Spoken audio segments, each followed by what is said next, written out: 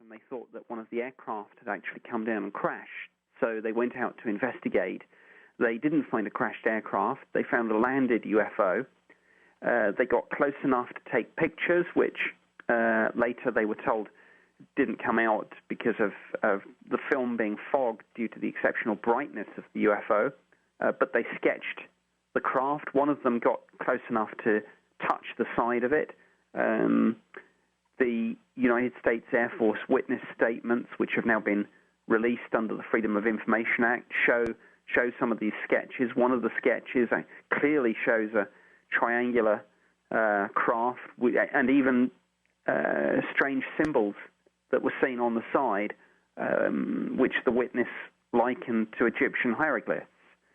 Now, the following night, there was a social function at the base, and suddenly the doors burst open and a young military officer ran up to the deputy base commander, Lieutenant Colonel Charles Holt, and he saluted and he said, "Sir, it's back." And Holt looked confused for a moment. He said, What are you talking about? What's back?" And the man said, "The UFO, sir. The UFO's back." Now, Holt then went out into the forest with a small team of people. In his own words, he said, "I went out to debunk this nonsense." But he didn't debunk it. He actually became a witness himself. And he described how the UFO at one point was firing a beam of light down at the clearing where he and his men were. At another point, it was firing light beams down at one of the military bases. Subsequently, they went back to the landing site from the first night. They took a Geiger counter, and the Ministry of Defence's Defense Intelligence staff, their radiological specialists, assessed the readings as being significantly higher than background levels.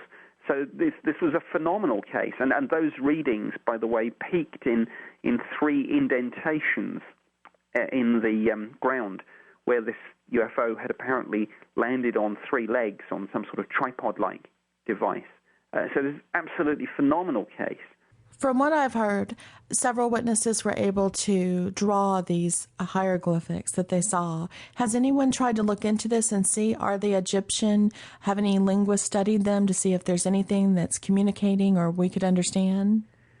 Bizarrely, that's about the one obvious thing that hasn't been done. I work with a number of television companies, and that's something that I'm hoping to do at some stage in the near future, is take these symbols to a professor of linguistics and compare them with some of the hieroglyphs, to compare them with other languages, some living, some dead, that use symbols. So, yeah, it's amazing that this hasn't really been done in a proper scientific way, and it is something that I'm hoping to do.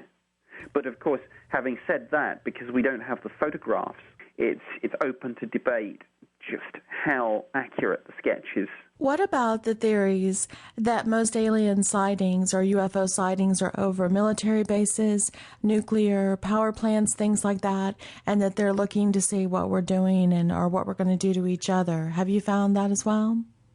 Yes, it's certainly true that many of the most interesting sightings do happen that way, and in a sense it doesn't surprise me if UFOs are intelligently controlled.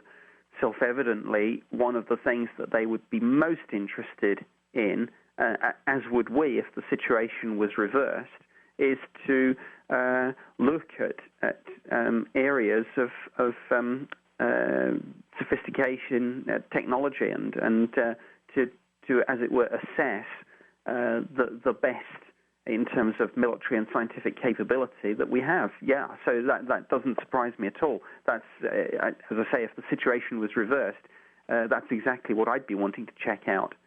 One of your most recent projects is with Reality Films, and you created a DVD, Nick Pope, The Man Who Left the Mod, The UFO Phenomenon Unveiled.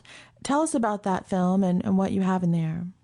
Well, that was in many ways my attempt to correct some of the erroneous media coverage that surrounded my leaving the Ministry of Defense, and to counter some of the many and varied conspiracy theories that